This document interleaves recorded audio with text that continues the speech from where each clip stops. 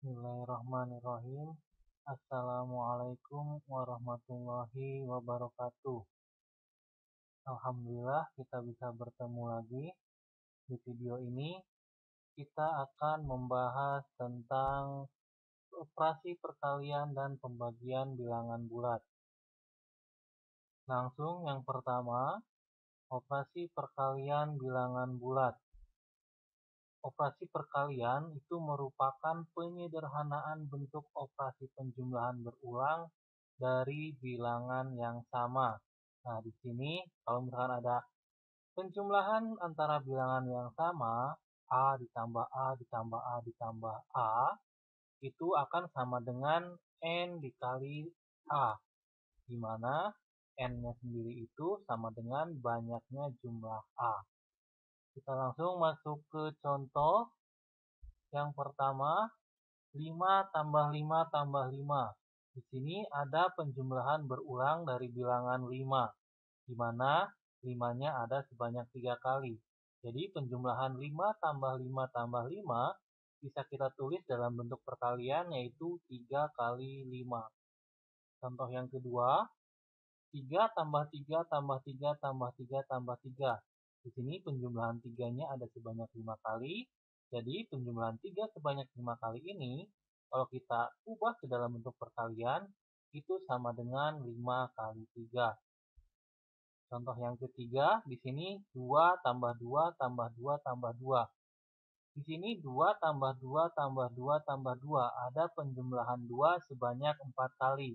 Berarti kalau kita tulis dalam bentuk perkalian, itu akan menjadi 4 dikali 2. Contoh selanjutnya, di sini misalkan ada negatif 4 ditambah negatif 4 ditambah negatif 4.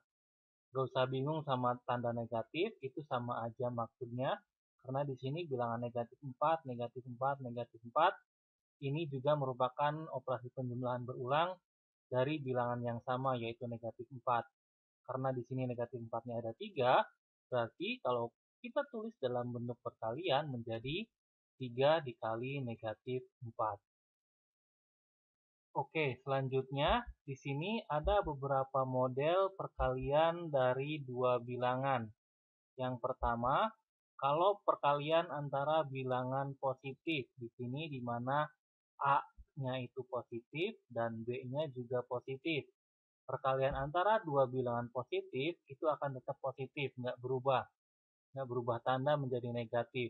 Jadi tetap positif. Jadi tetap A dikali B.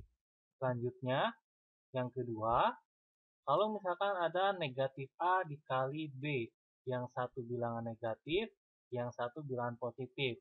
Kalau ada perkalian antara bilangan negatif dikalikan dengan bilangan positif, hasilnya nanti bilangan negatif, di mana perkaliannya tetap A kali B, tapi hasilnya menjadi negatif. Model yang ketiga, di sini kalau misalkan A dikali negatif B, di mana A-nya positif, B-nya negatif. Sama-sama dengan model yang kedua, bedanya di sini B-nya yang negatif. Kalau tadi nomor 2 A-nya negatif, di sini B-nya yang negatif. Tapi kalian nggak usah bingung karena di sini masih perkalian antara bilangan negatif dan positif atau positif dan negatif, hasilnya juga nanti bakal jadi negatif. Untuk perkaliannya tetap A kali B, tapi hasilnya nanti jadi bilangan negatif. Jadi mau negatifnya yang di depan atau mau negatifnya yang di belakang, hasilnya nanti negatif. Model yang terakhir, kalau ada bilangan negatif dikali bilangan negatif, nanti hasilnya sama dengan perkalian bilangan positif. Jadi kalau ada negatif A dikali negatif B, itu akan sama dengan A dikali B. Kita langsung masuk ke contoh. Yang pertama di sini 2 kali 7. Sudah tahu ini positif, ini juga positif, berarti hasilnya pasti nanti jadi positif juga, 14. Contoh yang kedua, negatif 3 dikali 4, berarti nanti hasilnya negatif, soalnya di sini perkalian antara bilangan negatif dan bilangan positif. Berarti hasilnya nanti bakal jadi negatif. Negatif 3 dikali 4, 12. Jadi negatif 3 dikali 4 hasilnya negatif 12. Contoh yang ketiga, 5 dikali negatif 2. Berarti negatif 5 dikali 2 sama dengan negatif 10. Contoh yang keempat, negatif 4 dikali negatif 5. Ini seperti tadi kondisi yang keempat, negatif dikali negatif, hasilnya nanti bakal jadi positif. Itu sama dengan 4 dikali 5, sama dengan 20. Selanjutnya kita masuk ke sifat operasi perkalian. Di sini ada beberapa sifat operasi perkalian. Yang pertama sifat komutatif atau sifat pertukaran. Maksudnya sifat pertukaran di sini, kalau ada A dikalikan dengan B, itu hasilnya akan sama dengan B dikali A. Ya, kalau ada A dikali B, itu akan sama dengan B dikali A. Contoh, misalkan di sini 2 kali 3. Nah, 2 kali 3 ini nanti hasilnya akan sama dengan 3 dikali 2. 2 kali 3 hasilnya 6, 3 kali 2 juga hasilnya sama dengan 6. Kemudian sifat yang kedua yaitu sifat asosiatif atau pengelompokan. Di mana kalau ada A kali B kali C, kita bisa kelompokkan A kali B dulu, atau bisa juga dikerjakan B dikali C dulu. Ya, jadi ini nanti hasilnya sama, boleh kerjakan A kali B baru dikali C, atau B kali C dulu baru nanti dikalikan dengan A. Contoh, misalkan di sini ada 2 kali 3 kali 4. Nah, kalian bisa kalikan antara 2 dengan 3, baru dikalikan 4, atau kalikan 3 dengan 4, baru dikalikan dengan 2. Nanti hasilnya akan sama. Di sini yang pertama, 2 dikali 3 hasilnya 6, dikali 4 hasilnya 24. Di ruas yang kedua atau ruas kanan, di sini 3 kali 4 hasilnya 12, dikali 2 hasilnya 24 juga. Jadi antara ruas kiri dan ruas kanan hasilnya sama, 24. Nah, ini yang dimaksud dengan sifat asosiatif atau pengelompokan. Jadi boleh dikelompokkan yang depan atau boleh dikelompokkan yang belakang. Sifat yang ketiga yaitu sifat distributif atau penjabaran. Nah, maksudnya penjabaran di sini, sifat distributif dalam perkalian, di sini berlaku untuk penjumlahan dan pengurangan. Yang pertama, sifat distributif untuk penjumlahan, di mana A dikali B tambah C. Kalau kita jabarkan, nanti akan menjadi A kali B ditambah A kali C. Nanti hasilnya sama, antara A dikali B tambah C dengan A kali B ditambah A kali C. Begitu juga dengan pengurangan akan sama, A dikali B kurang C itu akan sama dengan A kali B dikurang A kali C. Nah, biar jelas kita masuk ke contoh. Di sini contohnya 2 dikali 3 ditambah 4. Kalau kita gunakan sifat distributif perkalian dengan penjumlahan, ini akan menjadi 2 kali 3 ditambah 2 kali 4. Jadi kita jabarkan. Hasilnya akan sama antara ruas kiri dan ruas kanan. Untuk ruas kiri, 3 ditambah 4, 7, dikali 2 hasilnya 14. Untuk ruas kanan, 2 kali 3, 6, 2 kali 4, 8, 6 tambah 8 juga hasilnya sama dengan 14. Kemudian sifat operasi perkalian yang terakhir yaitu sifat identitas. Maksudnya sifat identitas di sini, kalau ada satu bilangan bulat A dikalikan dengan 1, atau 1 dikalikan dengan bilangan bulat A, itu akan sama dengan bilangan bulat A itu sendiri. Jadi, bilangan berapapun kecuali 0, kalau dikalikan dengan 1, hasilnya adalah bilangan itu sendiri. Contoh misalkan 5 kali 1 hasilnya 5, 1 kali 100 juga hasilnya akan menjadi 100 juga. Nah, itu yang dimaksud dengan sifat identitas. Selanjutnya, kita akan membahas tentang bilangan kuadrat dan perkalian dengan 0. Yang pertama, bilangan kuadrat. Apa sih yang dimaksud dengan bilangan kuadrat? Bilangan kuadrat itu bilangan yang merupakan hasil kali suatu bilangan dengan bilangan itu sendiri. Maksudnya, A kuadrat itu sama dengan A dikali A, di mana A kuadrat itu perkalian antara A dengan A sendiri. Kita masuk ke contoh, misalkan di sini 3 kuadrat. 3 kuadrat berarti itu sama dengan 3 dikali 3. Nah, 3 kali 3 itu sama dengan 9. Jadi 3 kuadrat sama dengan 9. Contoh yang kedua, 5 kuadrat. 5 kuadrat berarti 5 kali 5. Hasilnya sama dengan 25. Contoh yang ketiga, 8 kuadrat. Kalau 8 kuadrat berarti 8 dikali 8. Itu sama dengan 64. Itu yang dimaksud dengan bilangan kuadrat. Nah, selanjutnya bagaimana kalau perkalian dengan 0? Perkalian dengan 0, suatu bilangan jika dikalikan dengan 0, maka hasilnya akan sama dengan 0. Jadi, bilangan berapapun kalau kita kalikan dengan 0, hasilnya akan sama dengan 0. Kenapa begitu?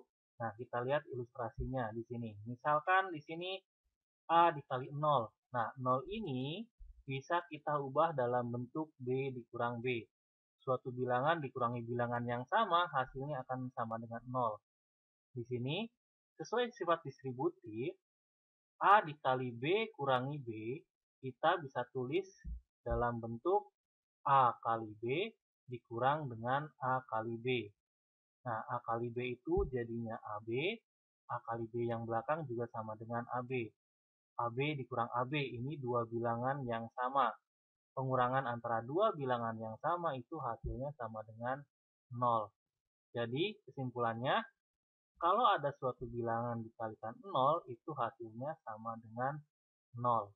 Contohnya di sini 25 dikali 0 itu sama dengan 0.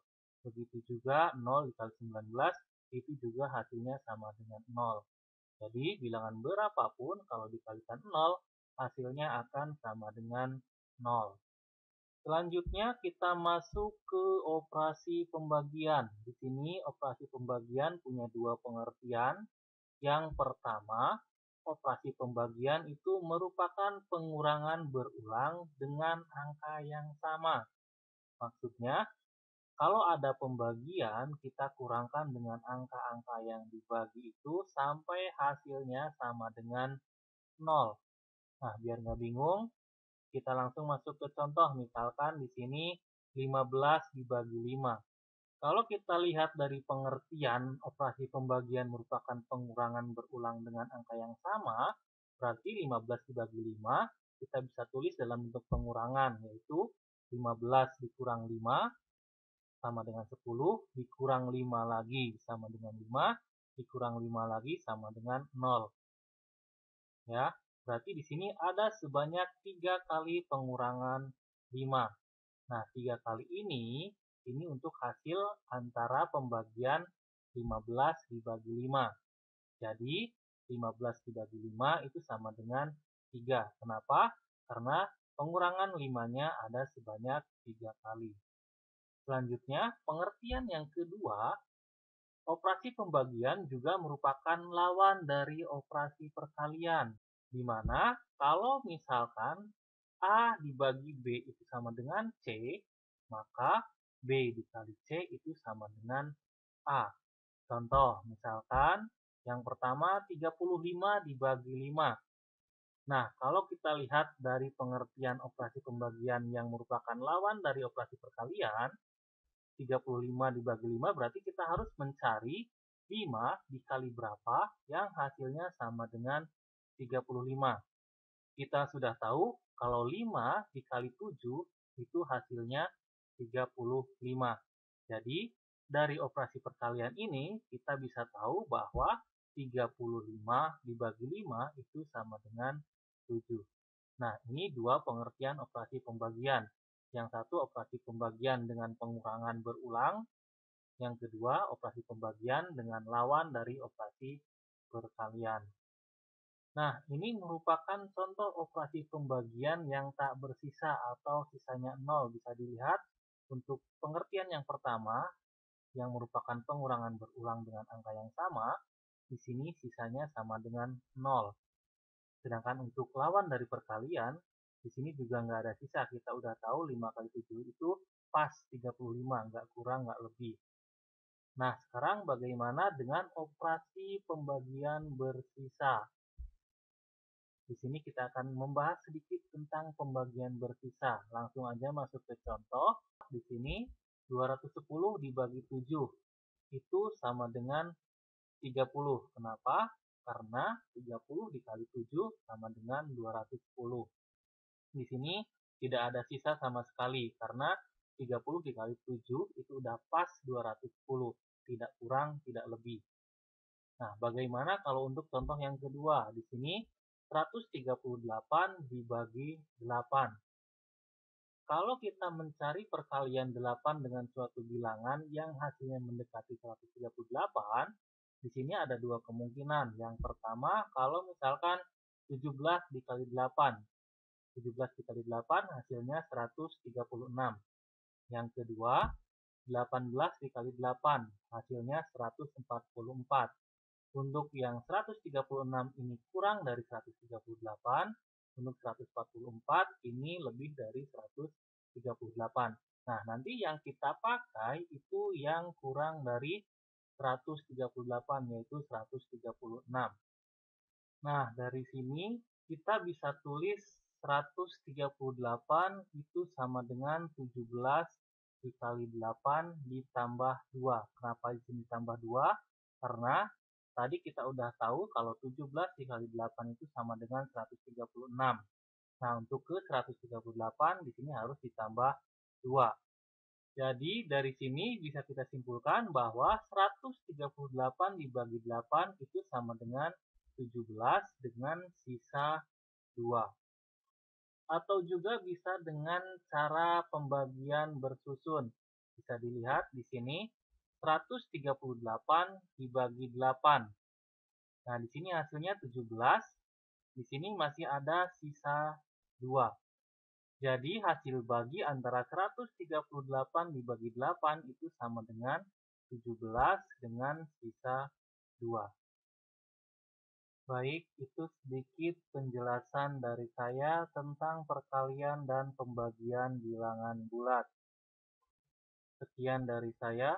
Semoga bermanfaat. Barakallahu li wa lakum. Wassalamualaikum warahmatullahi wabarakatuh.